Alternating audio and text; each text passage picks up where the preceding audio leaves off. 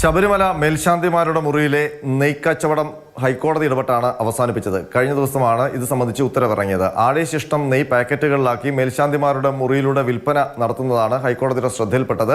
കർശനമായ നിലപാടാണ് ഹൈക്കോടതി ഇക്കാര്യത്തിൽ എടുത്തത്. ഇങ്ങനൊരു നിലപാട് ഹൈക്കോടതി എടുക്കാനുള്ള കാരണം ദേവസ്വം വിജിലൻസിന്റെ ഇടപെടലാണ്. കാരണം കഴിഞ്ഞ ദിവസം ദേവസ്വം വിജിലൻസ് നടത്തിയ രഹസ്യ ഓപ്പറേഷനിലൂടെയാണ് ഏജന്റുമാരെ വെച്ച് നെയ്യഭിഷേകത്തിൽ അഴിമതി കാണിക്കുന്നതായി കണ്ടെത്തിയത്. ദേവസ്വം വിജിലൻസിലെ ഉദ്യോഗസ്ഥർ അതീവ രഹസ്യമായി അയ്യപ്പന്മാരുടെ വേഷത്തിലാണ് സന്നിധാനത്ത് പുലർച്ചെ ഈ പരിശോധന നടത്തിയത്. നെയ്യഭിഷേകത്തിന് വരി നിൽക്കുന്ന അയ്യപ്പന്മാരുടെ ഇടയിൽ നിന്ന് ഉദ്യോഗസ്ഥർ കണ്ടത് ഏജന്റുമാരായി വന്ന് നെയ്യഭിഷേകത്തിന് നിൽക്കുന്നവരുടെ പക്കൽ നിന്ന് നെയ്പാത്രങ്ങൾ വാങ്ങിക്കുന്ന ആൾക്കാരെയാണ്.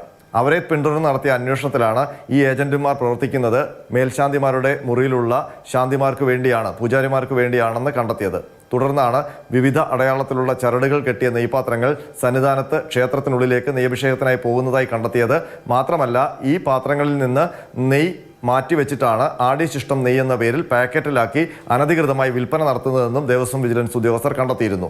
മാത്രമല്ല, ഈ ഏജന്റുമാർ നെയ്യഭിഷേകത്തിന് വരി നിൽക്കുന്ന അയ്യപ്പന്മാരെ സമീപിക്കുന്നത് രാത്രികാലത്താണ്. അത് പുലർച്ചെ വരെ നീളും. നേരം വെളുത്തു കഴിഞ്ഞാൽ ഈ ഏജന്റുമാർ മുങ്ങുകയും ചെയ്യും. ഇതെല്ലാം ദേവസ്വം വിജിലൻസ് റിപ്പോർട്ടാക്കി സ്പെഷ്യൽ കമ്മീഷണർക്ക് നൽകി. അങ്ങനെ സ്പെഷ്യൽ കമ്മീഷണറുടെ റിപ്പോർട്ടിലാണ് ഏതായാലും ശബരിമല സന്നിധാനത്ത് നെയ്ക്കൊള്ള അവസാനിപ്പിച്ചിരിക്കുന്നത്.